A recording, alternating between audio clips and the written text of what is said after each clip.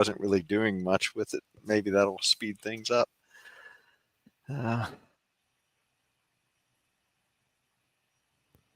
You are experiencing the Knuckleheads of Liberty podcast. It is November 5th, 2025, and welcome to the Knuckleheads of Liberty, where we are bringing you the people and the organizations fighting for liberty around the country and in your region. Tonight, we're going to just come to you with a little bit of a post-election discussion. We're going to talk about some other little news bits, I guess, from a liberty perspective. We're going to talk a little bit about the renovations at the California Capitol. You know, the one in the national White House renovations has been getting all the news, but actually here in California, there's a little bit of a scandal going on about that. And also, too, we're going to talk about a principal that got fired in Dallas because it's a little bit of a race story, but I think you'll be surprised as you hear some of the details on that. And then finally, we're going to talk a little bit about pardons in our Knucklehead Noise Patrol. But before we get into any of that, let me introduce you to the panel. It's just me and Leon the Word Brathwaite tonight. Last Word in Liberty. He is a retired engineer in the state of California. My name's Jason McPhee, and I'll be your host. Well, we always start out with a Liberty quote of the day, and this sort of ties into the last story we're going to do a little bit, but it never hurts to bring up this guy because I think he's sort of almost a legendary patriot of our time for some of the stuff he sacrificed, and that is Edward Snowden. So he, of course, was a whistleblower. He actually wound up tattling on the boss at the NSA when he came to Congress and lied to Congress about whether or not our spy agencies were spying on the American people. And what he said is study after study show that human behavior changes when we know we're being watched. Under observation, we act less free, which means we effectively are less free. And I thought it was kind of an interesting quote because, you know, with all of the different ways that we're monitored now by our government and kept track of, and of course you see this happening around the world in places like China too, you know, that does affect our behavior some. And, you know, I'm not sure necessarily that it's always bad. Like if you think your neighbor is watching, you know, outside your house, maybe you're going to act a little more polite outside, maybe. But, you know, you sure as heck don't want it to be the government that's spying on the inside of your house, right? And I think that's a lot more of what Snowden is talking about here. So what do you think about this quote, Leon? Well, I think it's a good quote. I mean, we don't really want the government spying on us, okay?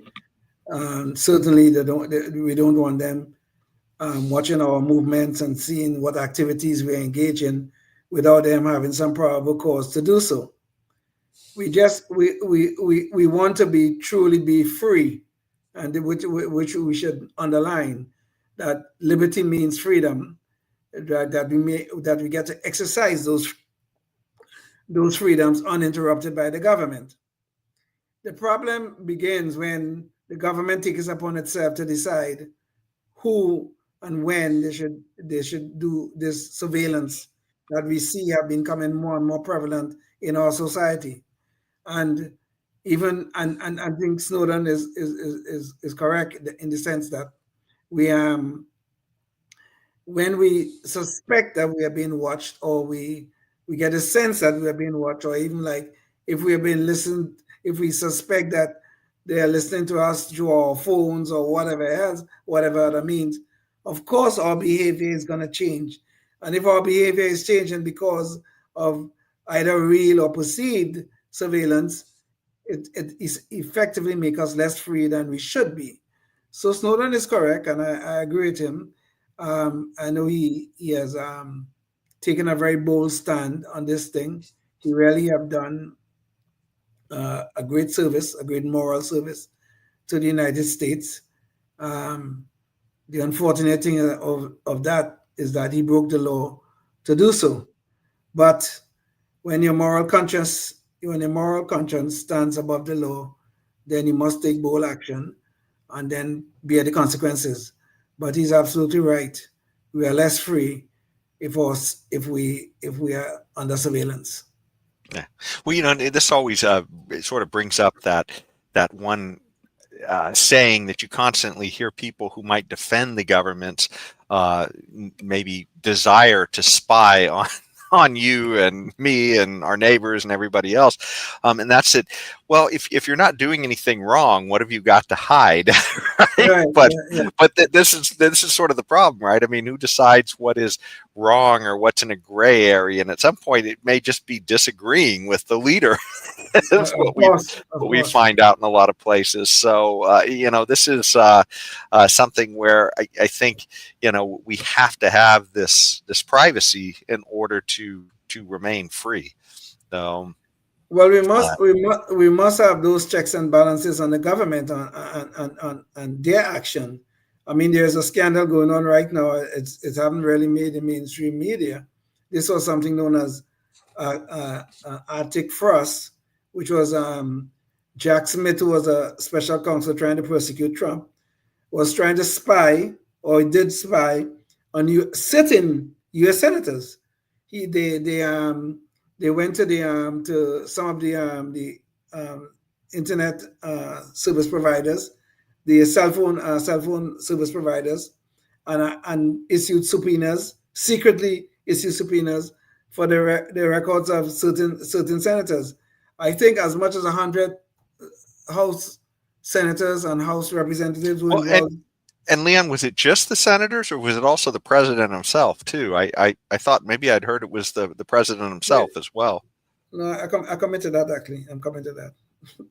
Okay, sorry. didn't mean to jump the shark on you. Yeah, no, it's fine.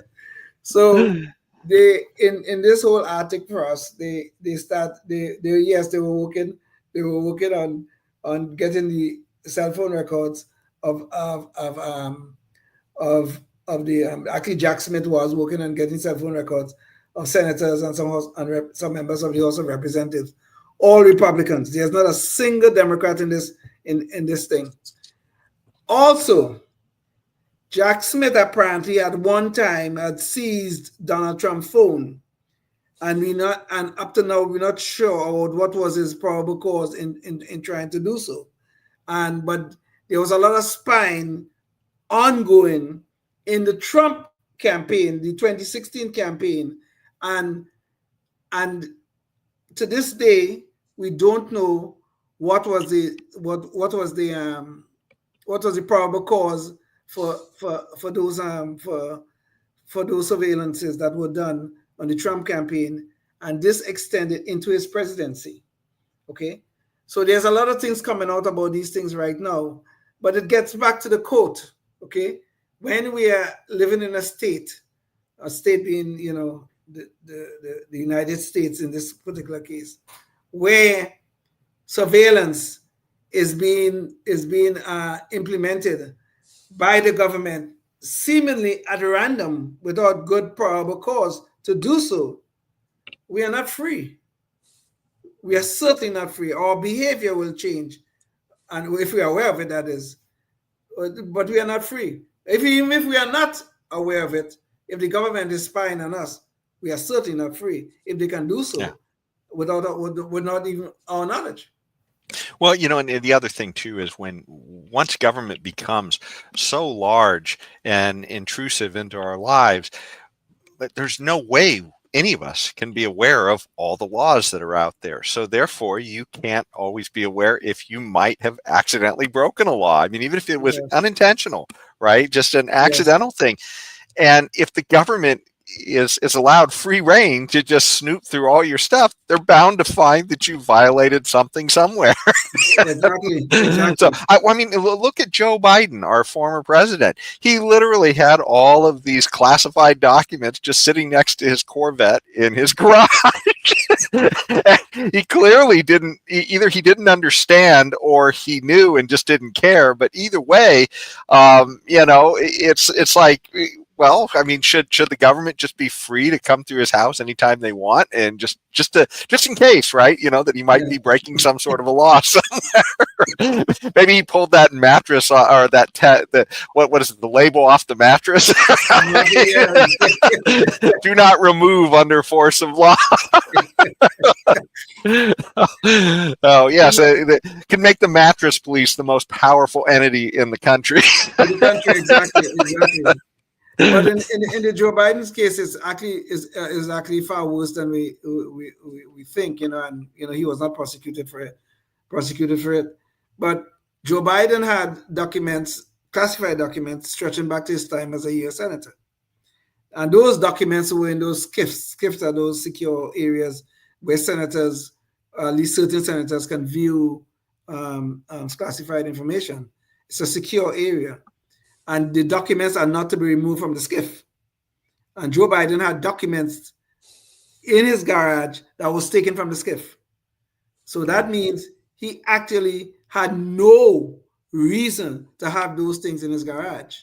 But he got away. When the Democrats do it, it's always different than when Republicans do it. So it's really kind of a bad situation, really. Yeah. Well, this does bring us up to, I think, our first topic, and this is just a brief topic, but we've been talking about the lockdowns every day, every show since they started, and quite frankly, it feels like it's not making a huge amount of difference in a lot of people's lives, although I guess there are some people who are directly affected, but I guess to start off, this is historic. We've gone farther than any administration has ever gone in the lockdown. So let's play the game. Guess that number. How many days has it been? Leon, how many days do you think we've been locked down at this point? I think it's 36. 36. I'm going to guess 35. Let's pull up the number here. So, and it is 35, but I do feel like I might have cheated, because as I prepped the show, I saw it was a 30. So as I was getting this tab ready, so we won't bet lunch on it, or Okay, all right. But 35 days, right? I mean, this is, starting to make you wonder, if you can get by without government for 35 days, do you really need it? There might be an awful lot of it. You start to scratch your head and say, I don't know. But I tell you, let's see, CNN has a little rundown here. This is a November 5th thing. And it looks like the biggest thing, if you're not waiting on SNAP payments or something, or if you're not a federal worker waiting for their paycheck, the biggest thing for most citizens is that this could have an impact on holiday air travel because of the FAA workers. So it's too bad we didn't have Tim here, to see if he had any thoughts on that. But I don't know, Leon, is this going to impact you? You seem to be a man about the world all the time here. So. I don't know what I'm man about the world, but I'm supposed to be going to Puerto Rico next week, actually. I'm leaving on the 12th or the 13th, which is sometime next week, to go to Puerto Rico, and I have to get a flight from here to Miami, and then from Miami to Puerto Rico. So I don't know. Maybe it will affect me. I don't know. I mean, I don't care about the shutdown, quite frankly, to the extent that I want the people who are essential, really essential to the running of the country, like air traffic controllers, the military, law enforcement, and that kind of stuff. I want them to be paid. I want them to still do their job. But the rest of the government, as far as I'm concerned, they could shut down forever. I've said this before, and I'll say it again. They could shut down forever, as far as I'm concerned, because they are useless. They do more harm than good anyway. Okay, I know they're making a big deal about these SNAP payments. I think this is a national disgrace that everybody seems crying, whining and crying on the TV about 42 million people are not going to get their SNAP payments and blah blah blah. What about these people who are of working age, who in their most productive years, who are sitting on their behinds waiting for people like me and you to go to work so they could get their SNAP payment. What the hell is this? Yeah. Come on. Well, yeah, this is, and I guess it would have been good if we would have had a little bit of video of this, but you can certainly go out onto any of the social media platforms and check for angry SNAP recipients. And you will find lots of videos of people talking about the violence that they plan to commit if they don't get their SNAP payments, which, we're talking about maybe $200, right, a month, is somewhere in that range. So, the idea that some people would literally threaten violence over $200 is, Jason, this dependency disease that the government creates, especially democratic left-leaning governments, they create these things. Look at the end result. People become unproductive, and they even would threaten violence. Look at what you're saying right now. They will threaten violence if we don't go to work. Well, I'm retired right now, so I already did my time where that is concerned. But if we don't go to work, so they could get their $200 for doing nothing, they think they have a right to threaten us, the working ones, threaten us with violence. What madness is this? This is what the dependency disease does, and this is what the government have been creating in massive amounts since 1965. It's a horrible thing. We should not be glorifying the fact that these people can't get their SNAP payments. We should be asking them why the hell they're not looking for work. That's what we should be asking. Yeah, in some of these cases, people are talking about how they've, been on these handout systems for years. We're not talking about just a few months to get by in a bad time. Yes. And this is part of the reason, just from a libertarian standpoint, why libertarians would much prefer that charity remain in private hands, not in public hands, because when it's private, there's always a feedback mechanism. I mean, people who give, usually if you took the time to figure out that you wanted to give to somebody because there's some cause you believe in, you're probably actually going to keep track and see if your contributions are actually doing some good out there. And if they're not, you're probably going to change and give it somewhere else where you think they'll do better. That doesn't happen with the government. The government ask you, it just comes into your pocket, takes it, and hands it to somebody else. And this is why you can have such terrible feedback, why a person can be on assistance for years and still be getting assistance and not necessarily be improving. And that's, I think, under a private system, people would start to scratch their heads and say, hey, look, I don't think this is working. We need to change what we're doing. And yep. So without a doubt. I mean, ideally, all of these things will be in the private sector, okay, in private hands, who will be much more responsive to the needs of the people they're trying to serve. Some distant government in Washington, D.C., or in Sacramento, here in Sacramento, they're not going to be able to do that. Okay, they make their rules and it becomes so bureaucratic. You just said they're reaching our pocket and give it and give it to somebody else. That's not what they do. They reach in our pocket, yes, but you left out an important point. The bureaucrats take their cut and then they give it to someone else. So this welfare system, this SNAP payments and all this kind of stuff is really supporting a bunch of nice middle-class bureaucrats. That's what it's really doing. Because I will bet you if we did some real deep analysis in this, probably the people who is intended to be served by these things is probably like 20 cents on the dollar that ever reached to them. And this is madness. This is complete madness. Yeah, it would be a disgraceful record if you were a charity and you were showing that so much of this is going to a third party, essentially the hands that are delivering it to other people. I mean, you think about this too. This is what happens in a lot of foreign aid as well.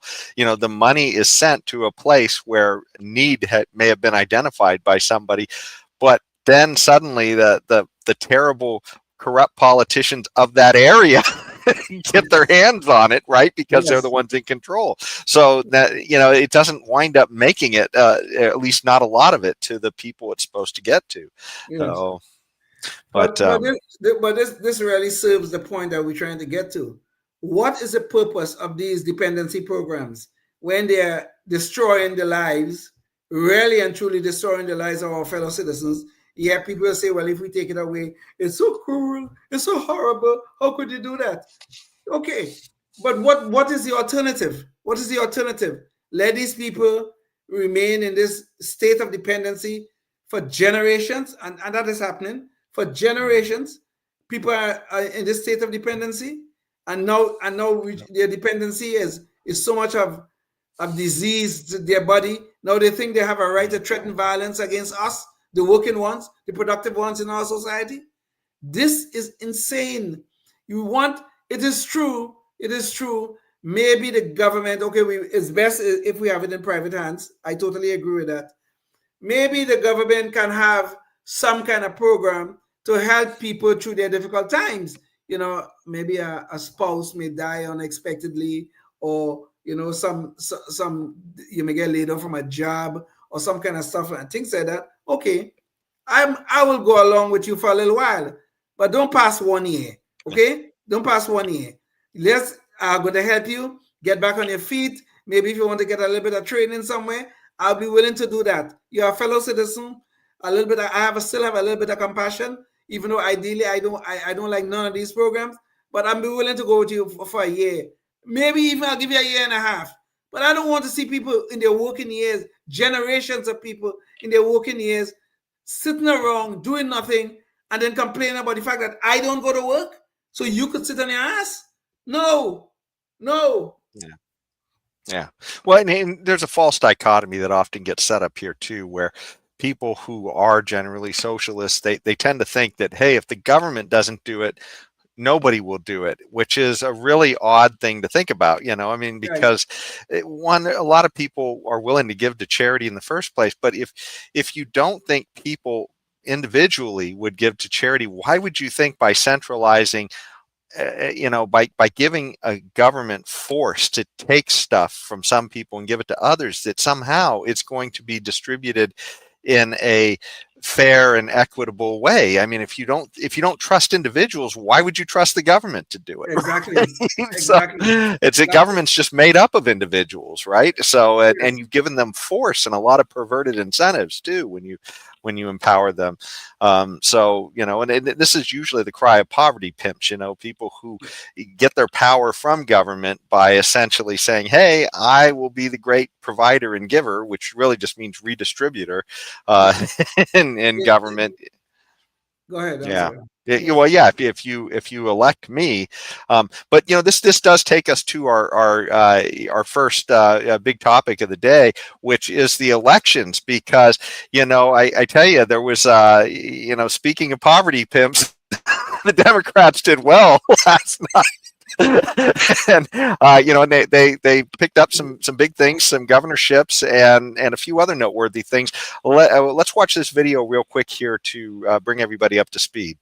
Past the hour after the polls had closed, and Zoran Mamdani, the 34-year-old Democratic Socialist, is the winner, as expected, and will be the next mayor here in New York City. Numbers coming in early. The check mark is next to Mamdani, and he ran a campaign after winning in a crowded Democratic primary field that was impressive to many, driven by the youth vote here in New York City. On the left side of the Democratic Party, without a doubt, as you look at his campaign headquarters, and now Mamdani, just turning 34 years of age, will be the next mayor in the largest city in the country.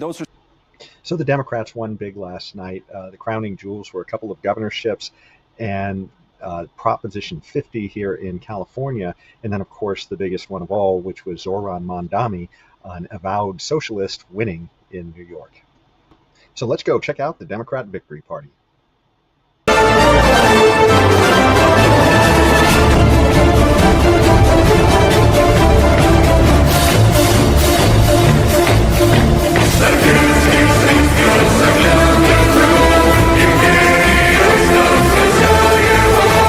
So who is Zoran? Well, let's hear in his own words what he thinks as far as socialism and capitalism.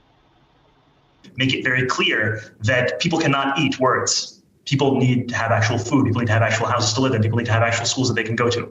And I think it's so critical that this journey into understanding the way in which we should relate to power, this journey in understanding that it is socialism that we are fighting for, is a journey that should begin as soon as possible for every single person in this country and in this world.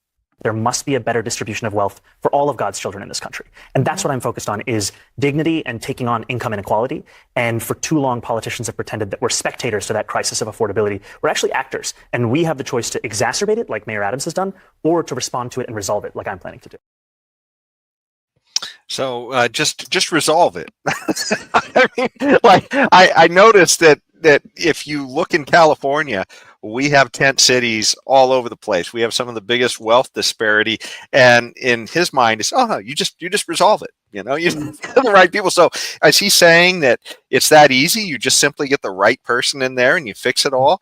Well, I guess he's saying the right people aren't in control in California, because it's all Democrats who are in control in California, and we have a crap ton of problems with livability. And I noticed too, the Democrats have been in control of New York for quite a while as well. Yes. So, yeah. So, anyways, you know, what are your thoughts on this, Leon?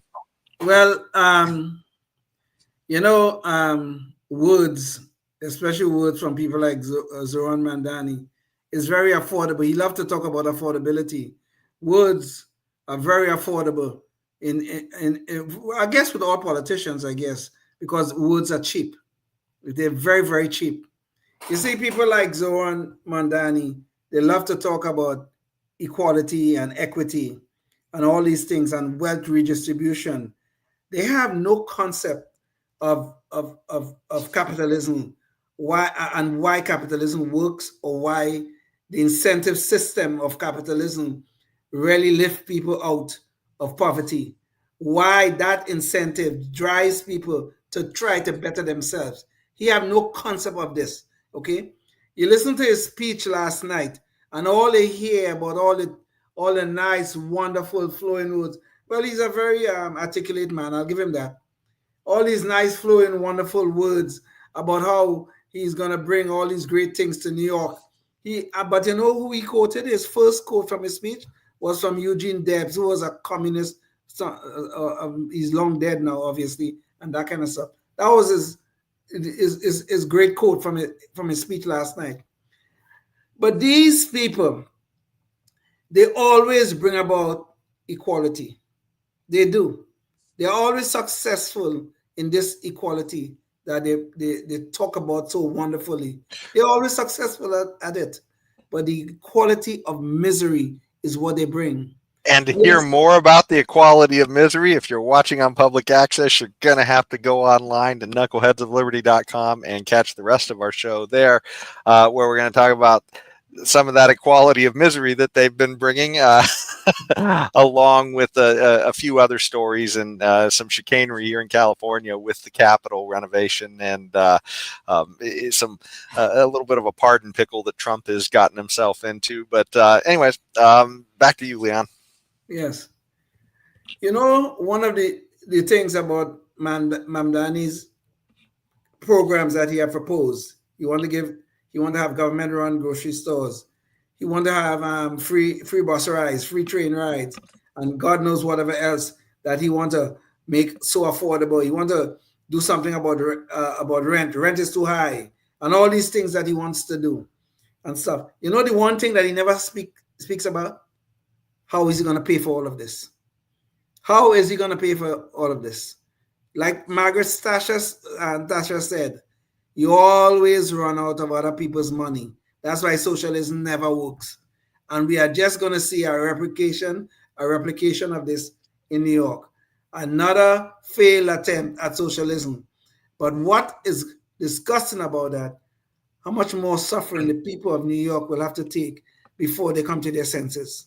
Mandani is a disaster waiting to happen. Yeah. Well, you know, it's as bad as that is. You know, one of the things that struck me a little bit odd, and I wish I would have had enough time to clip some of the conservatives on this, but a lot of conservatives were discouraging people from voting for Sliwa, which was the Republican in the race against Mamdani, because they thought he had no chance of winning, which, is kind of true. I mean, he only wound up with 8% of the vote, I think, in the end.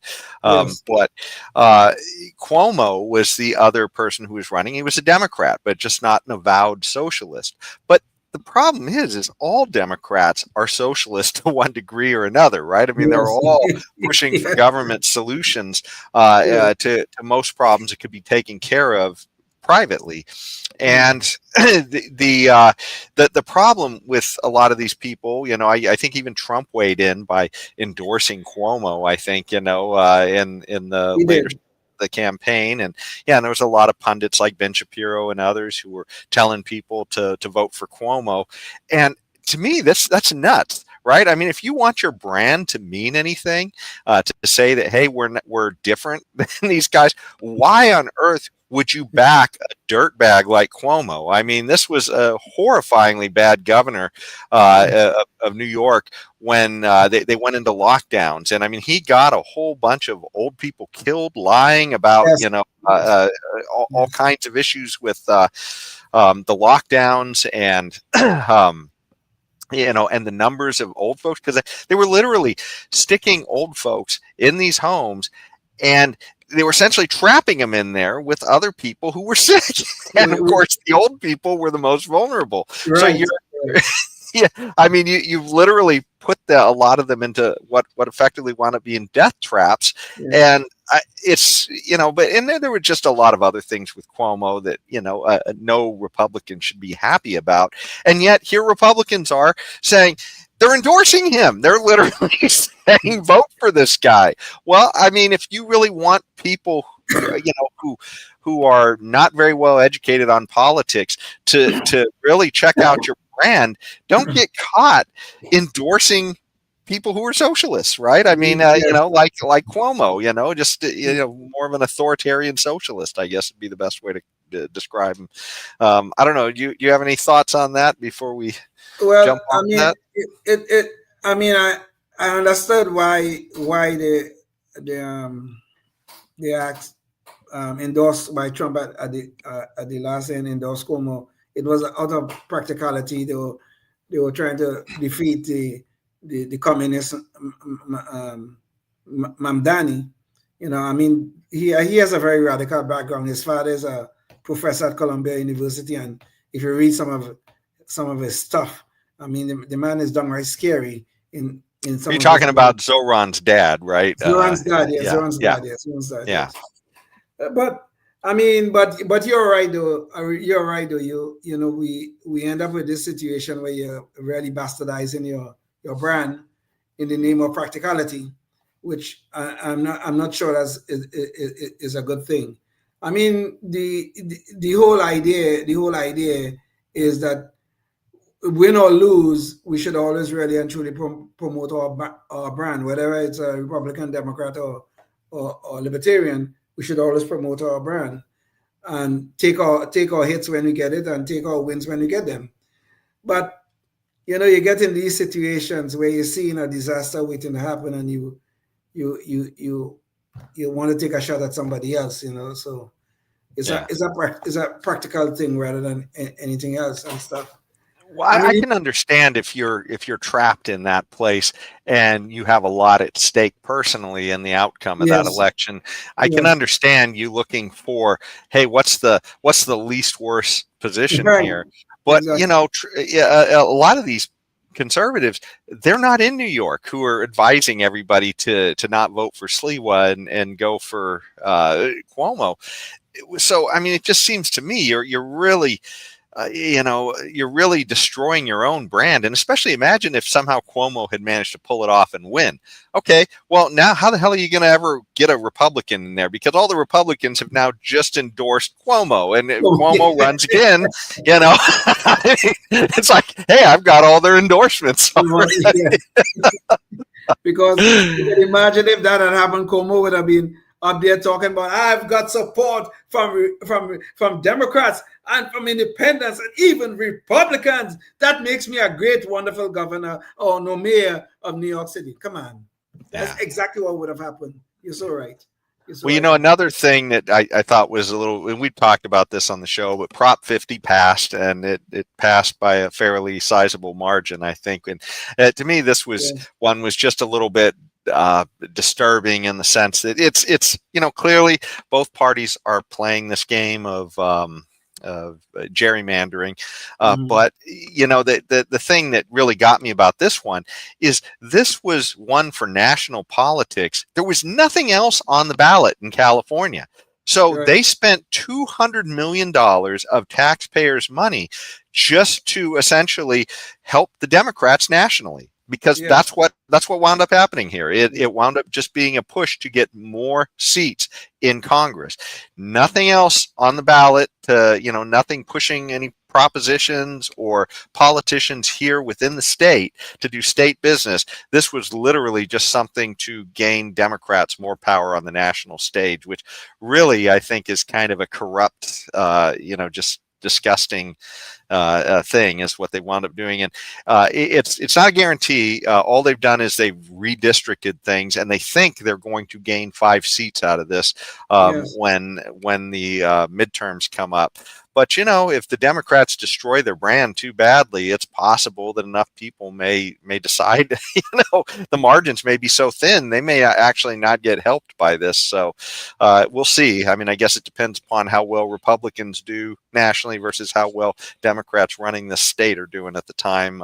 You know, or I shouldn't say well, it's how badly they both compare to each other, right? Because we're really talking least worse here.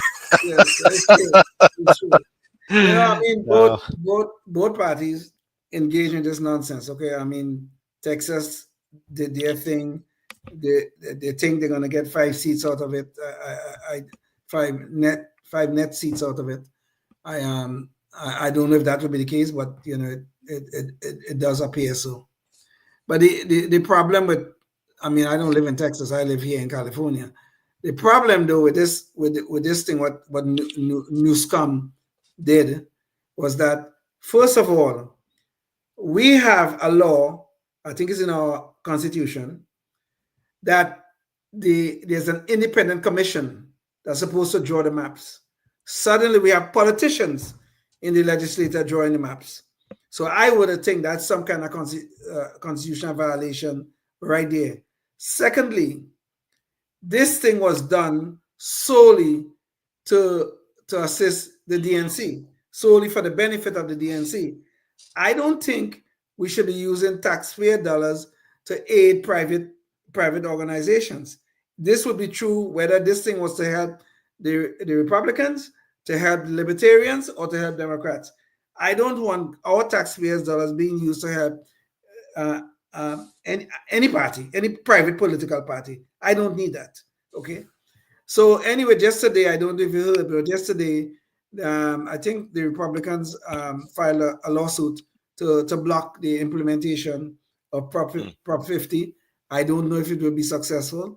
The Democrats do control the Supreme Court of California and stuff. So I don't know if it will go, but we'll see. We will see where it goes. But I really think this thing should be unconstitutional. I really think so. Yeah, because as we've talked about on the show before, there is a citizen commission that is supposed to be set up, an independent commission that is supposed to set these districts, and that's goes all the way back, I believe, to when Schwarzenegger was here as governor. I think he set that up. And the idea was to try to, that people supported the idea of not leaving it in the legislature's hands, because otherwise there's too much chance for self-dealing, you know, people giving themselves safe districts to run themselves in. And, you know, this was just a naked step right around that. And it's a temporary thing too. It like literally says, I think that this only stays in effect until the next census happens, I think. So yes, until 2030, that's correct. Yes. Yeah. So this is, you know, really, you know, just kind of about as, you know, ugly as it gets, you know, in politics, but you know, that's where we are. But, you know, it's funny because a lot of these things that we're seeing here are just issues of of essentially non-transparency, right? I mean, and that may be ultimately, like we've talked on the show about this, and you couldn't even get the legislatures to admit that they were responsible for helping to draw these maps. Exactly. And stuff. I mean, we had shown previously where we had a news reporter. I think this was about 2 shows ago. A news reporter was asking some of the lawmakers, some of the or state legislators here were asking the members who drew the maps. And nobody would admit that it was the politicians got in some room and decided to draw this map that is more favorable to the Democrats than it currently is. But nobody would answer that. So there's no transparency in this process at all. So I don't know if that's an issue for the courts. I don't know if that aspect is an issue for the courts, but we'll see. Well, this lack of transparency has been endemic. We've seen in California politics, as it's a one-party state for the most part here. As they've controlled a supermajority for quite a while, and so we've seen this. There was a scandal not too long ago with a fast food bill to give fast food workers minimum wage or raise it to minimum wage to over $20 an hour, I believe it was, and everybody who was involved in one of the meetings to set that thing up was given a non-disclosure agreement to sign. And then we find out afterwards that Newsom that he's exempted one of his buddies, somebody who's contributed to his own campaign, who owned the Panera bread stores. So this is just this is the kind of corruption. But this leads us to another story that we were going to talk about, and that is the renovations going on at our state capitol right now, and this is it's funny. We've been talking a lot about renovations for the White House, and of course Swalwell has made a big deal about that, saying he'd destroy whatever Trump build, or hoping that the Democrats will do that when they come in. But it's actually put a little bit of attention on what's going on here in California, and so we have a little video to, I guess, make people aware of some of these non-disclosure agreements that you're going to hear about again, where they're hiding information about an over $1 billion project to renovate this. And keep in mind, Trump with the White House is only spending $300 million, I think between $200 and $300 million of privately raised money. This is $1 billion of our money as taxpayers that are going into our state capitol, and they don't want to tell us exactly how they're spending it. So let's watch the video on this. And this is, by the way, that same reporter from Channel 3, Ashley Zavala, who's becoming a favorite of mine with all of the dirt she's been digging up. So let's watch. You're following up with the Capitol Annex project. That's the building there you see behind the dome there. Now, Governor Gavin Newsom said yesterday that he would like to know more about the project, where it's at and how much it cost, and when it's going to be done. That is the at least $1 billion office building for lawmakers and the governor that is still under construction. So, of course, the Capitol building of California would have cost overruns. Let's hear from Ashley Zavala of KCRA 3 on what she's found out about this. This 3-member executive committee, which includes someone who closely works with Governor Gavin Newsom, they're allowed to meet privately and make decisions behind closed doors. All 3 of them have also signed non-disclosure agreements, legally promising to keep broad details about this taxpayer-funded project a secret.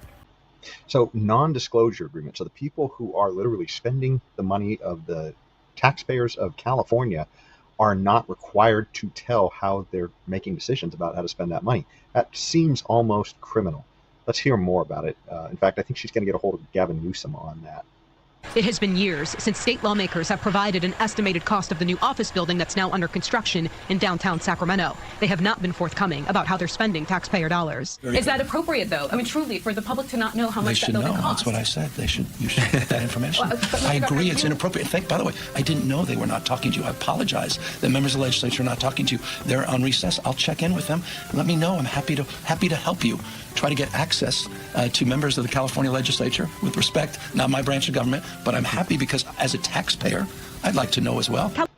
So it doesn't seem to me like Ashley believes that Gavin is being completely forthcoming. Let's hear a little more from Ashley. California's legislature is leading the project, but Governor Newsom's office has been more involved in it than he let on. Documents from 2018 show when the project was established, they also created a 3-member executive committee that's expected to meet regularly and make final decisions on the project. On it, Assemblymember Blanca Pacheco, State Senator John Laird, and the Director of Operations for Governor Gavin Newsom, Miroslava De La O. Documents provided through a Legislative Open Records Act request show De La O recently signed a non-disclosure agreement like Pacheco and Laird. As we reported last year, more than 2,000 people have signed the confidentiality agreement to legally keep broad information about the project a secret.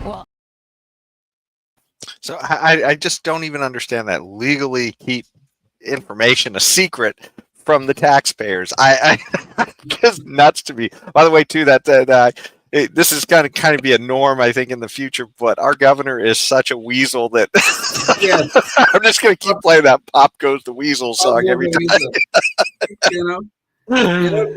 This is what is happening to us here. I think, in maybe all levels of government.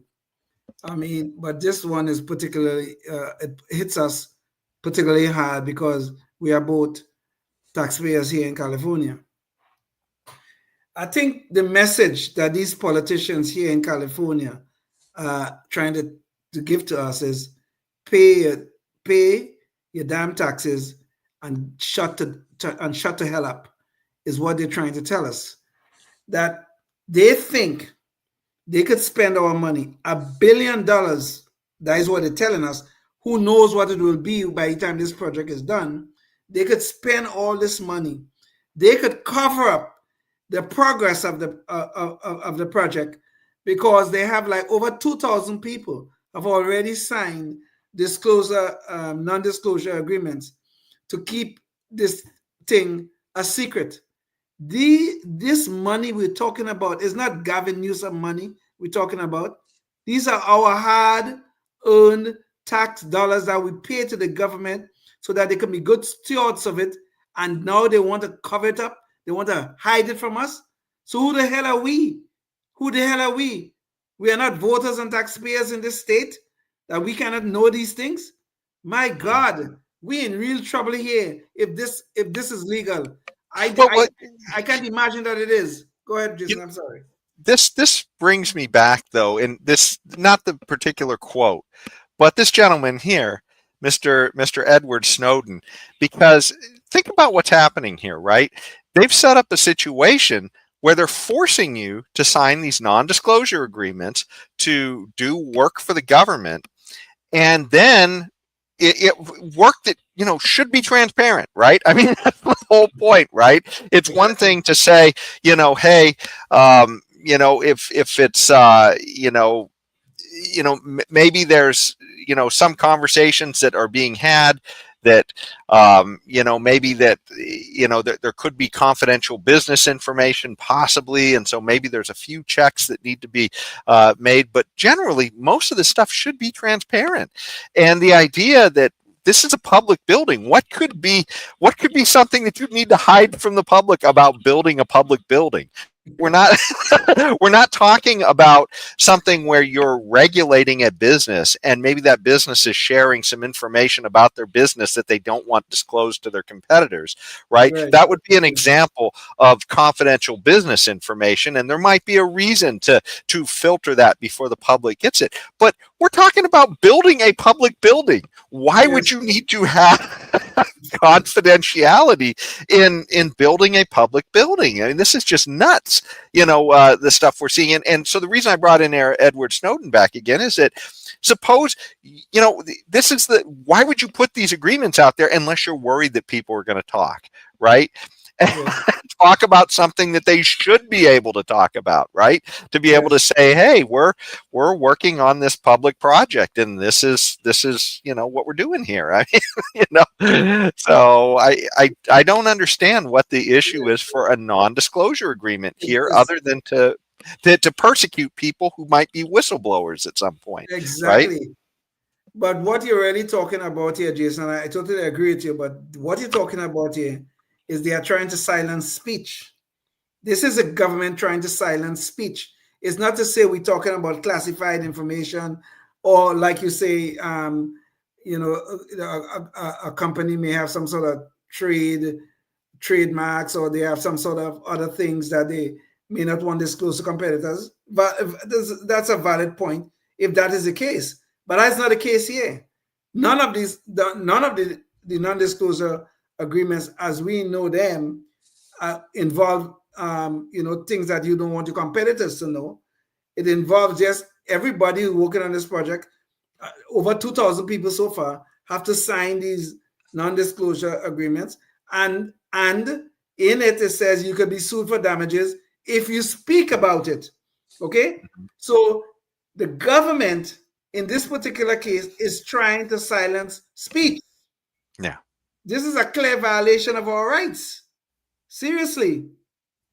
Yeah, and this, ultimately, the way it works is citizens should have privacy, as we talked about the quote from Mr. Snowden. We, to have freedom, we need to have a private life as citizens. We don't need the government spying in on everything. But that doesn't flow in the other direction. In the other direction, government should have almost no protection or no expectation of privacy. Everything the government does should be completely transparent to the citizens. And this is why this is absolutely nuts. It's just completely backwards. What we're seeing here is people being persecuted by the government, and being spied upon and everything else, but the government trying to protect itself from, and another guy that this reminds me of, and we'll mention him near the end of the show as well, but is Julian Assange. He was a guy who was trying to tell us what the government was doing, things the government didn't want to share with the public. And, he wound up essentially being persecuted as a journalist for, over a decade. This is really, we're in a dangerous, we're on a razor's edge, I feel like, with freedom of speech and, our journalistic freedoms and everything else, to people to have opinions, because we're seeing in a lot of other Western countries, they are falling on the wrong side of this. They are persecuting people for having wrong speak, to be saying things that don't agree with their government, and suddenly the police come knocking on your door. That is nuts. That's the kind of stuff Orwell was warning us against, and that's happening in a lot of Western countries now. And we're seeing this disturbing trend of the government trying to protect itself from the citizens and being able to pry into citizens' lives at the same time. So this is important stuff. Yeah, really, you're so right.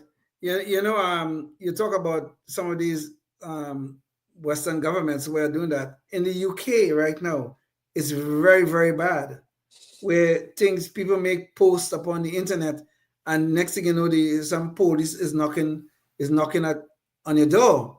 And when you think about the UK, I mean, these are one of Europe and that area, the cradle of Western civilization, and to see them at this point where they are so much into trying to regulate speech is just unbelievable, right? That to see that this is the state of play in certain parts of Europe right now. But this is a larger point here that probably should be made. These are really the dangers of big government, because the larger the government gets, the more intrusive it becomes, and they are better able to hide things from us. It takes years to dig through all of the dirt to find out, well, they did this or they did that, or even to try to persecute people for violating of rights.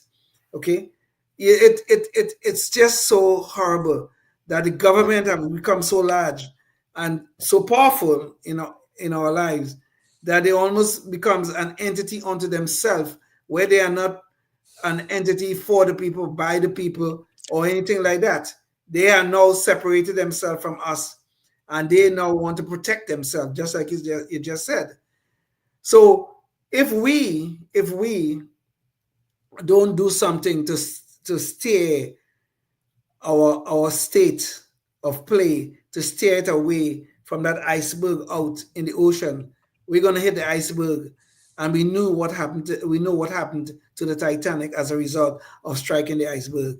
We got to be very careful where this is all leading, where we have the state government having projects and trying to hide it from us. We have the federal government spying on us, trying to hide that from us too. God know what else they're doing, right? God know what else they're doing. There are some other things that we should be probably talking about in shows to come. But these are the dangers that we face. We are on the Titanic, and we are heading for that iceberg. We need someone to steer us away from it. And ultimately, there's only one recipe. I mean, you've got to have transparency. And the only way you have transparency, the only way you can hope to, is to keep government small and narrow in scope. Because even if there aren't nefarious actors, which there almost always are, but even if there weren't nefarious actors in government, the bigger it gets, the more complicated it gets. And most of us just simply don't have the time. You know, just think about all of the different board hearings in agencies that are in your community, and ask yourself, how many of them do you attend? And most of us don't attend them because you don't have time, right? They don't have enough room for you to attend, you know, physically in these places. And I imagine most of them probably don't have online accounts that are big enough that if all their citizens wanted to attend, that they could accommodate them either that way as well. So, I mean, because usually they've got, you know, limits of certainly in the thousands, right? And of course, you know, you have millions of people living in a lot of these cities, big cities. So, you know, this is, you know, something where your only hope in being able to keep track of government is to keep it narrow in scope and small. And, you know, the more things that you add onto government, the less you're ever going to be able to keep track of it. So it's just, you know, so many people think that government is somehow my friend. Well, you know, once it gets complicated, it's just a beast. And very likely somebody else is targeting that beast for their ends. You know, people who have a lot more at stake than the average citizen.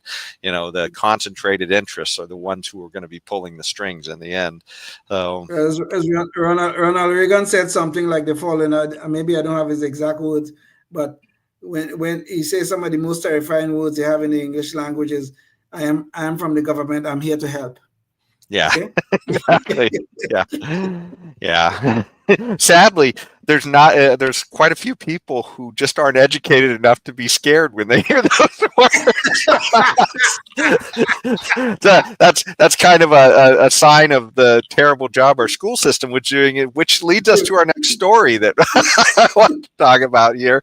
And they actually had a school where the principal was fired for berating students, and there's a racial twist to the story. So I'm going to play the video and then we can get a little deeper into the story. For more than 2 years, Chandra Hooper Barnett has been principal of Woodrow Wilson High School in Dallas, a school that announced today has a new temporary leader. It happened fairly quickly, which is great. Jennifer Bush's son is a sophomore at Woodrow, who says he was among more than 100 black students called into the auditorium Friday by the principal. Principal Barnett had told them that they were the reason why the school has a B rating. I guess with the TEA, right? And she said it in a derogatory manner. So Principal Barnett has been placed on leave, and it doesn't sound like they're going to bring her back. In fact, oddly, with this transgression that appears to be largely centered around race, they've actually replaced her with a white principal, of all choices. Danielle Peters has been named interim principal, while the school says it reviews details of the incident.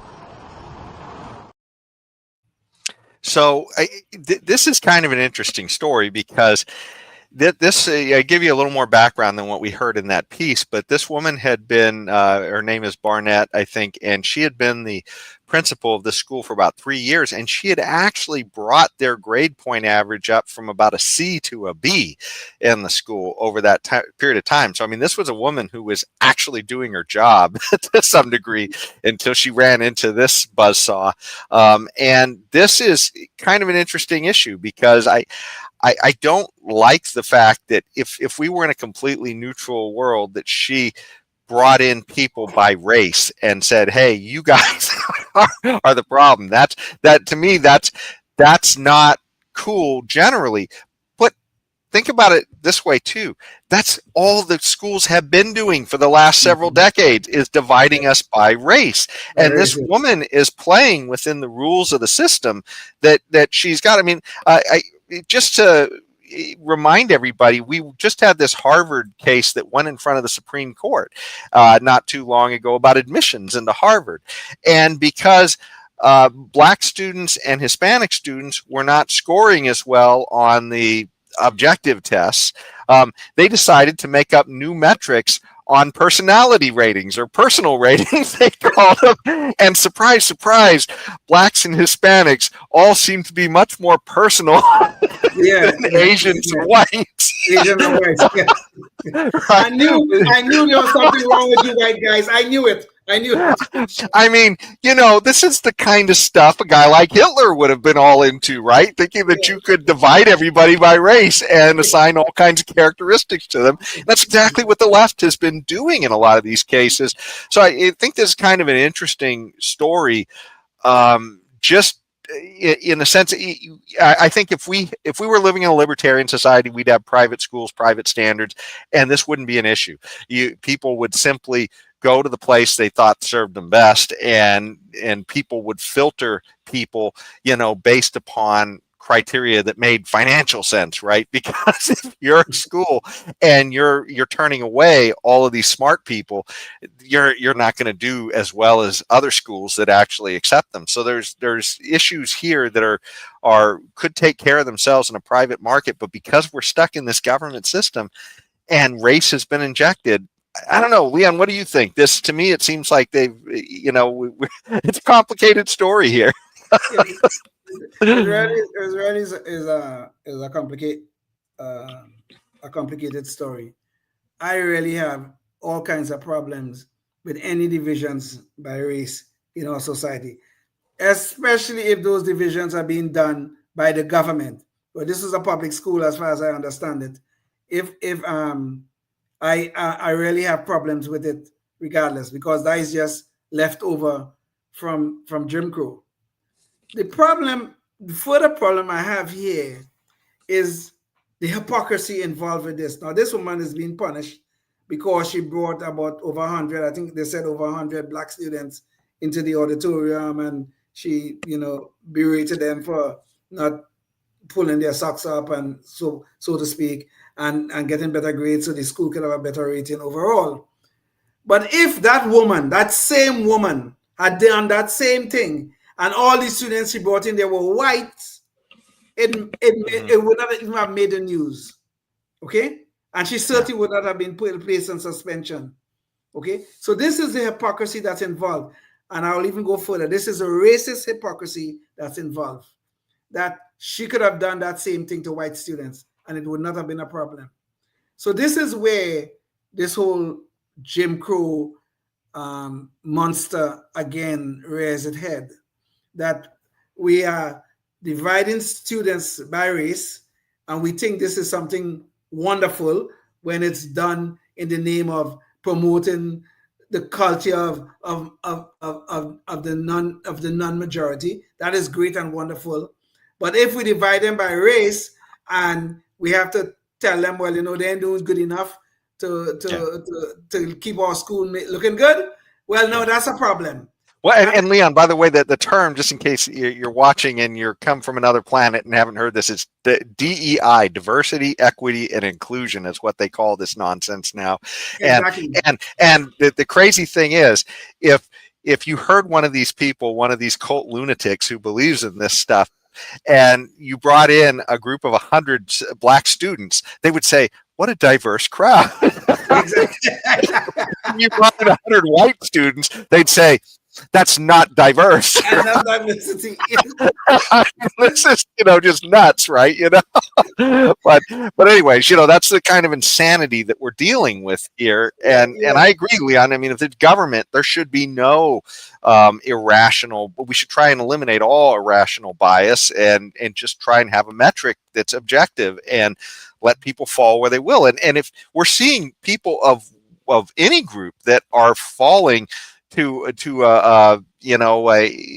aren't seeming to perform to the norm or to the average, that should be an alarm bell that there's something else happening in society that we need to address. We shouldn't be burying it and saying, let's hide the results. That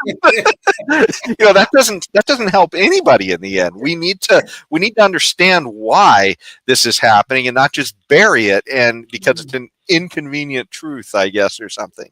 So But this like the this DEI is just warmed over Jim Crow, and it's all based on some racist presumptions of, well, we have to have the every school, every organization have to quote unquote look like America. I don't even know what the hell that means. It have to look like America. Okay, they're pushing for this look like America, but they always think, just like you say, oh, it's more diverse if we have more blacks, we have more Hispanics. Well, we have nice diversity. Come on, what nonsense you're preaching here? Okay, so this is a racist hypocrisy that I just can't stand. I find it sick. Yeah. Well, one of the things that always kills me is these race hustlers, and race hustlers aren't always of the group that's getting the apparent direct benefit. Sometimes these race hustlers are of the group that would seem like they're being disadvantaged. Like, for instance, when you get a politician like, say, a Bill Clinton or an Al Gore or a Joe Biden or somebody like that, and notice when they run for office and they're telling you that we should be assigning these jobs, we should be giving special qualifications or special consideration based upon the diversity and the but they don't apply it to themselves, right? I mean, notice that when Bill Clinton ran, Jesse Jackson was running for president too. He didn't step aside and say, "Oh, you know what? We haven't had a black president yet, so it would only be fair." Let's be diverse. Let's get poor Jesse who grew up poor in North Carolina. Let's give him a chance to be president. Right. But this is the point, right? I mean, if somebody like a Bill Clinton or somebody like that really believed this stuff, then they should practice what they preach, and they should step aside and say, "Oh, you know what? We haven't had our quota of black presidents yet. So Jesse Jackson, it's your turn, my man. Come on in." Right? Although I guess Bill Clinton did say he considered himself to be our first black president at one point. So I guess he was pulling that Elizabeth Warren card way before she did on the American Indian.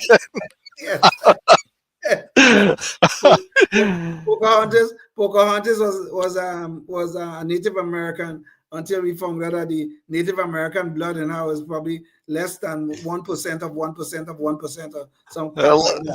Less than Donald Trump, I guess. And he's not running around with a headdress, full of feathers, writing a book on Native American cooking. Of course.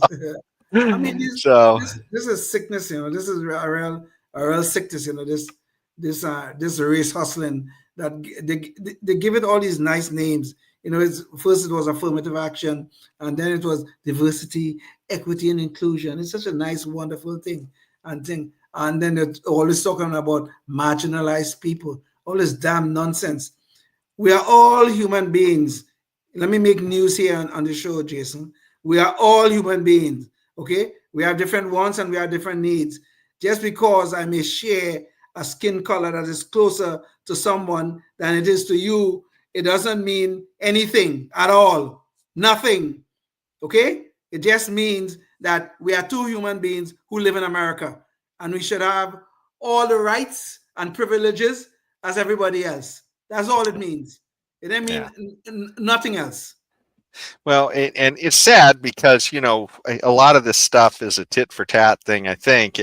And because justice wasn't blind in the past, then it seems like we're forever doomed to have people wanting to keep the blindfold off of justice in the future. But the only way we ever get to a healthy society is if justice can get that blindfold back on in order to weigh the scales properly. And it's one of those things where I think for libertarians, it's kind of easy because we almost always default to the individual for justice. But for people who are socialists, they're always thinking about collectives. And when you're thinking about collectives, thinking, oh, well, there was this group of people who looked like this or part of this group or that group, and something bad happened to that group in the past.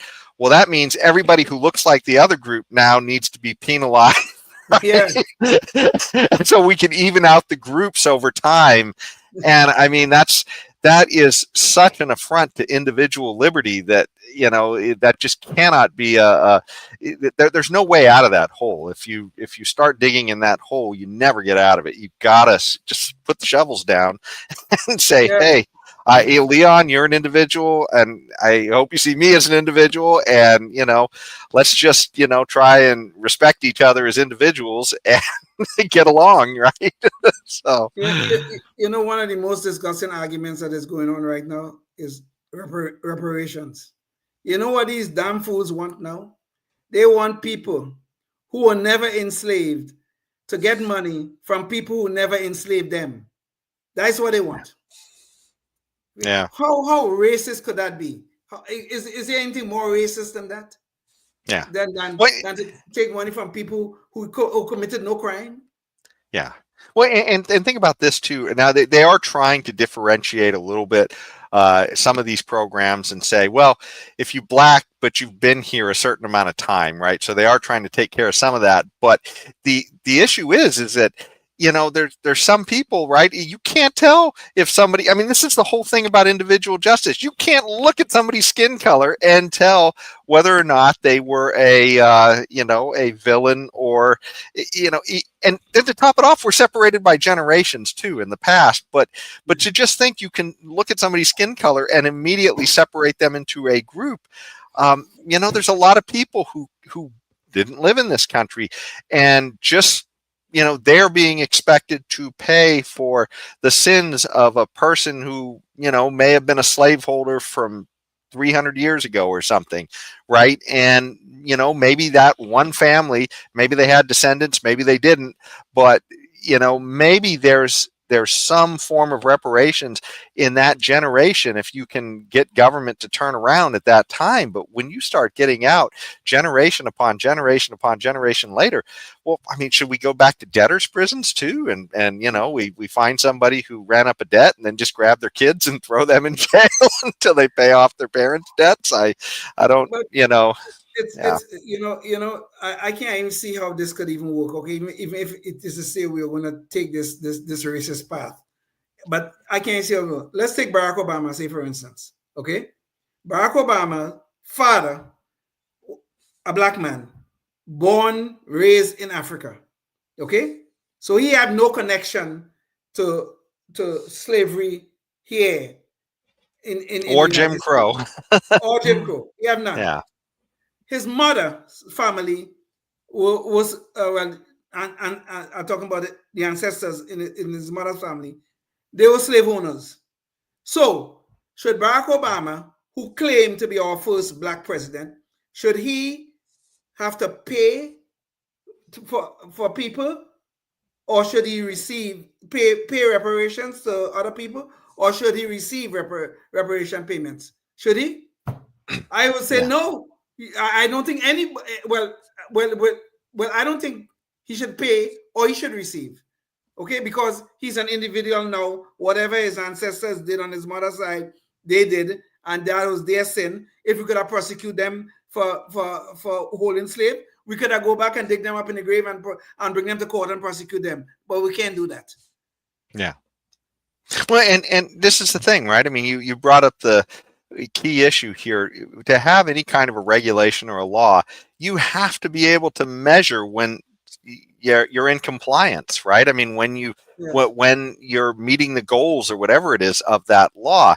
And here's the thing, I mean, how do we measure this, right? Do we measure the amount of melanin in somebody's skin and say that, oh, well, this melanin level correlates to this level of innocence or this level of guilt? I mean, this is nuts, right? I mean, this is the party of the science that is saying we need to do this kind of stuff, right? And I mean, this is just craziness, right? You have to be able to, I mean, for justice to be virtuous, it has to be measured. You have to be able to have a criteria of how you can weigh. That's the reason why the statue of justice has that scales. She has to be able to weigh, to measure, what is true here. And this is, we're just like, this isn't, it's like what, oh God, I'm trying to think of that guy's name. But, he talked about how the colleges had shifted away from there was Veritas and social justice, and Veritas means truth, right? And that used to be all that the colleges were about. Now most of the colleges are about social justice, and it's nuts. The two do not go together. They because social justice almost never involves measurement. Those scales, they just throw them out, they pull the blindfold off, and they'll tell you what justice is. So, a bunch of meaningless emotions. That's what it's all about, really and truly. Yeah. Well, I tell you, this gets us to our final thing, and I think we've really stretched the show this time. But I did feel like this is one that's worth talking about, and it is the pardon issue. And this is our Knucklehead Noise Patrol, so it's usually something that somebody says something kind of stupid or ridiculous in the public eye, but this deals into a slightly bigger context, because this is something Trump recently said, but in context with what happened with Joe Biden, with his pardons as well. So let's watch a little video so that we can understand where all this is going. A bombshell new escalation in the Republican investigation into President Biden's use of auto pen.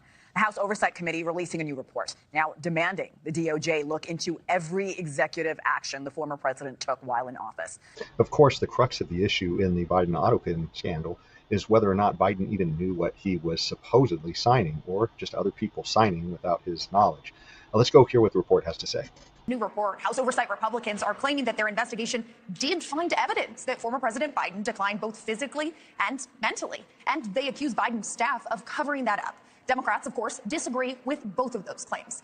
And as you alluded to, this conclusion in this report isn't really unexpected. It follows what Republicans in the Oversight Committee have been saying for several months now, but now they are taking it to a new level because they're asking the Department of Justice to investigate all of President Biden's executive actions. They're arguing some of the pardons he granted may not be valid because they were signed with an auto pen. So it comes down to pardons, which would be a big issue if Biden were pardoning people and he had no idea whether or not they should be pardoned. I mean, that would put into question the whole foundation of our justice system if people could literally just be excused because the chief executive owed them favors. So this would be a big deal. But of course, Biden isn't the only president who's ever handed out pardons. In fact, our current president is handing out pardons. Let's hear a little bit about how he is dealing with those pardons. In that context, I do want to ask you about crypto's richest man, a billionaire known as CZ. He pled guilty in 2023 to violating anti-money laundering laws. Right. The government at the time said that CZ had caused significant harm to U.S. national security, essentially by allowing terrorist groups like Hamas to move millions of dollars around. Why did you pardon him? Okay, are you ready? I don't know who he is. I know he got a 4-month sentence or something like that, and I heard it was a Biden witch hunt. So Trump is literally pardoning people that he is doing business with and then claiming he has no idea who they are when they're getting pardoned. That's kind of nuts, right? And just to be fair, I mean, clearly Biden was pardoning his son, who seemed about as criminal as it gets. But I think the issue here, though, is I guess brings into question whether or not we really should even have pardons, right? I mean, why should an executive get to decide to let people off the hook for the crimes? I mean, I think we can all think of people who the system has wronged. A few that come to mind that are certainly deserving, in my opinion, are Edward Snowden, who told us at great cost to himself by blowing the whistle on the NSA that they were spying on American citizens, and that got him permanent exile in Russia. And then, of course, we have Julian Assange, who reported on things that the government didn't want out, and he was harassed. And in the end, Biden did commute his sentence, but that's not quite the same thing as a pardon, admitting the government was wrong in harassing Julian Assange. Well, somehow that piece got a little bit. I think our connection was a little bit slow there, but anyways, you get the point. The bottom line is that we have this situation where we just spent all this time talking about justice, and we're literally putting the power into our chief executive's hands. And in both Biden's case and Trump's case, they're literally saying that, hey, yeah, I'm not sure who it was I was pardoning in these cases, right? I mean, this is nuts, right? I don't know. Especially when there's so many deserving people out there like a Julian Assange or an Edward Snowden, who, these, are almost travesties. These people have stood up for our country, have stood up for truth out there, getting out there, freedom of speech, and high causes, and they're not being pardoned. And yet, a guy's a crypto billionaire and he's getting pardoned. A guy's a scumbag son of a president and he's getting pardoned, right? I mean, this is nuts. I don't know. What do you think, Leon? Well, the pardon power of the president have been abused many times in the past. I mean, Bill Clinton comes to mind. Obviously, Joe Biden, and now look, Trump is even showing some of that. But the issue with these pardons that were issued by Joe Biden, and the issue with in general, is the use of the auto pen for pardons or for any executive action, which is really a big deal. I know the media is trying to play it down. Now, okay, Trump said he didn't know who the guy was, and that may be true. But at the point in time that Trump signed that pardon, did somebody, well, first of all, there's no question that he actually signed it. And did someone explain to him who this person is? Maybe he don't know, he never met the guy, he don't know the guy, whatever. I don't know. I mean, it's kind of scummy, to be honest, that he would pardon somebody who he don't know. But some aide might explain to him, well, this is XYZ, and okay, he signed off on it. That's completely legal. Okay, it might be scummy, but it's completely legal. The problem with Joe Biden's pardons is that there's more than enough evidence that, except for the pardons that he actually signed, which was Hunter's pardon, his son's pardon, all of the others were done by auto pen. So the question then becomes, did Joe Biden authorize the use of the auto pen? Now, the president could authorize the use of the auto pen. That would be no problem. Barack Obama authorized the use of the auto pen for something else. George Bush, the second one, authorized the use of auto pen for something else. There's no problem with authorizing the use of the auto pen. The problem we have with Biden is, did he ever authorize the use of those auto pens? And this is a big deal, because this is somebody else taking executive action in the name of the president when the president is incapable of taking such action. This is serious business. Who was running the damn country? That's what we want to know. So there's a serious problem here. I definitely agree with you. There is a deeper issue on the Biden thing, just because, there is that one extra level. I mean, in principle, as far as the justice of a particular pardon goes, the whole point of having a president have that power is we assume that we're giving that power to somebody to give some measured King Solomon type of justice, in the end, if somehow the system fails them, right? That's what we're hoping for. But I think what we're seeing is these guys literally aren't, this is just business or something, and they're just signing off on shit where they're not really at all. It's not King Solomon. It's like, oh gosh, I can't think of a, horrible, but it's just like some crazy, yeah. But I do agree with you, though, that at least in Trump's case, I don't think there's a question of whether he signed it. It's a question of how honest he was in signing it. Whereas with Biden, it's just a question of, did somebody literally usurp power in this case, under Biden, and be signing off on things they had no authority to sign off on. Well, I see what you're saying about people deserving pardons versus who don't deserve them, or whatever else, all that kind of stuff. The Constitution itself, which grants the president this pardon power, does not really have any good criteria for who should get pardons. It doesn't.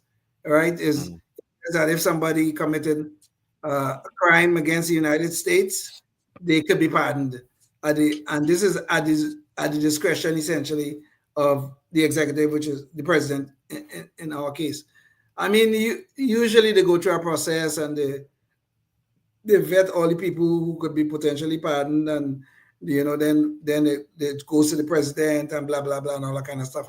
But remember too, though, the caliber of the person who was going to be our first president at that time, much different than the caliber of the people today. True. Absolutely true, right? But yeah, I mean, the moral standards, I think, were a little bit higher back then. Back then, I have to give you that point. I really do. But in the process of constructing the Constitution, which was supposed to be a document for the life of our republic, which we hope for is for a long, long time, in the process of constructing that, they did not lay out, the founders did not lay out, or the authors of the Constitution did not lay out very good criterias for who should or who is deserving of a pardon. There are no good criterias in the Constitution about that. So the government could use it, the president could use it in essentially any damn way he or she pleases. Now, I have a problem, if I could take a side note here, with some of the pardons Joe Biden issued, which were by crimes that are not now known. They have a word for it. I can't even remember the word right now. But if somebody commit a crime in the future, they could be pardoned for it. Like, what the hell they call those things? Adam Schiff, our senator, got one. Oh God. Anyway, Joe Biden come up with this time period that if anybody commit a crime, yeah. Yeah, no, I remember the idea was oh gosh, what is that called when they're going forward over a time period? Yes. So yeah, so you're not or even gosh, can he pardon them? Because this was part of the issue, right? Is that they were giving them these broad time frames of the pardon, like for Fauci, he was given a period of years that the pardon applied to his actions and stuff. And yes, Hunter was given this also because Hunter have actual crimes that we know about, but there's a time period for which that if there's any crime that become known, that is also pardoned for, and I forget how the hell they call those sort of that kind of pardon. But anyway, several people got those kind of pardons. Yeah. I think this is dangerous if you want the truth. Oh yeah, it's absolute abandonment of justice. I think if the founding fathers were considering pardons, I can't believe that they would have ever said that you can pardon people without saying what the crime was. I mean, to me, that has to be part of it, where at least the public knows what it is you pardon somebody for, because otherwise it's a blank check, you know. You could have, killed 20 people and oh well, that's okay, you're pardoned. I wish I could remember the word I'm looking for. I'll have to probably tell you when I remember it, but this whole pardon process really is I think it needs some level of reform, quite frankly, and I don't know. I mean, it would clearly probably require constitutional amendments to reform it, but right now, as it is, it's quite a mess, and I don't know how this thing with Joe Biden is all going to play out, quite frankly. I think the term I just was looking up, I guess they called them preemptive pardons. Preemptive pardons. Thank you. Yeah. Thank you. So preemptive pardons, yes. They're essentially saying, well, we don't know what the crime is and we're not going to speculate, but to me, I don't understand how that's certainly not any kind of a King Solomon type of justice. That's what you're imagining, There's no reasoning going on here other than, how much money did you put in my bank account? That's the period of time I'm willing to vouch for your character. Oh, yeah. Oh, Lord. Yeah, I just can't imagine how that could be. It's one thing if somebody says, "Hey, look, I did this one thing." Like let's say, for instance, somebody like I don't know if you ever saw that show 24, and it had this guy Jack Bauer. Yeah, and he would run around and he'd break a million laws trying to save the country, right? But the point is that let's say if you were going to pardon somebody like that, I think most people would say, "Okay, I get it. He did this, but it was to stop an atomic bomb from blowing up a million people or something like that." So I'm going to pardon him for this one act of torture that he did here, and he admits to doing it, and I'm going to pardon him for it. Okay, so there you go. That kind of makes sense. But to say, Jack Bauer, he's a buddy of mine, and that whole decade we're just gonna whatever it comes up, he's good. To me, that's nuts. I really wish there would be some.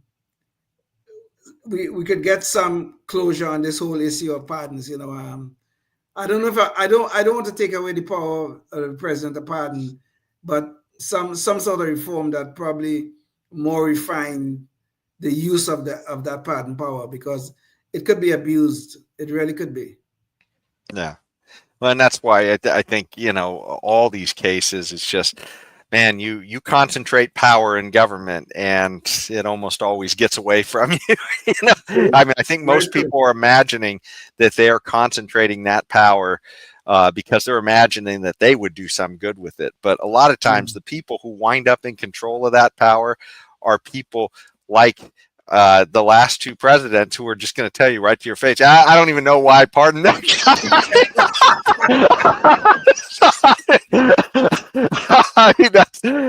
and to me, that's kind of disturbing. Without a doubt. Yeah, maybe that's the old term that should be a quote that we'll use on the show eventually. But absolute power corrupts absolutely, and I think the pardon is an example of kind of an absolute power, and that is we're watching it being corrupted right in front of our eyes over the last few years. So yeah, but. Well, anyways, I think that just about does it for our show. Leanne, you have any thoughts before we wrap up? No, I think we covered a lot of ground tonight. I mean, the show went quite longer than I thought. Yeah, I know. That's right. I think we got in a lot of good thoughts here tonight. So I think we did our job tonight. I think so.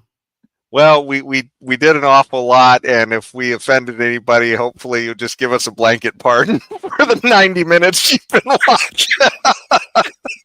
So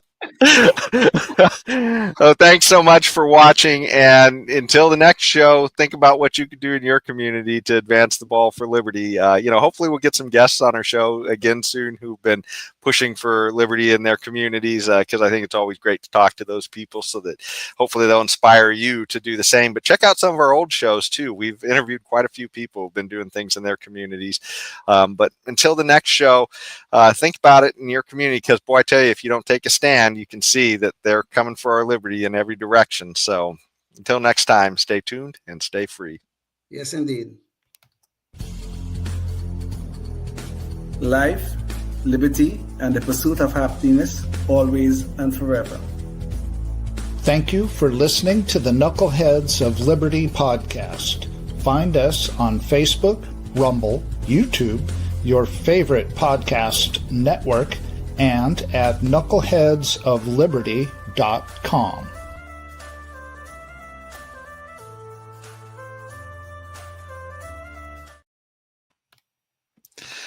Whew. Life, liberty, and the pursuit of happiness, always and forever. Thank you for listening to the Knuckleheads of Liberty podcast. Find us on Facebook, Rumble, YouTube, your favorite podcast network, and at knuckleheadsofliberty.com.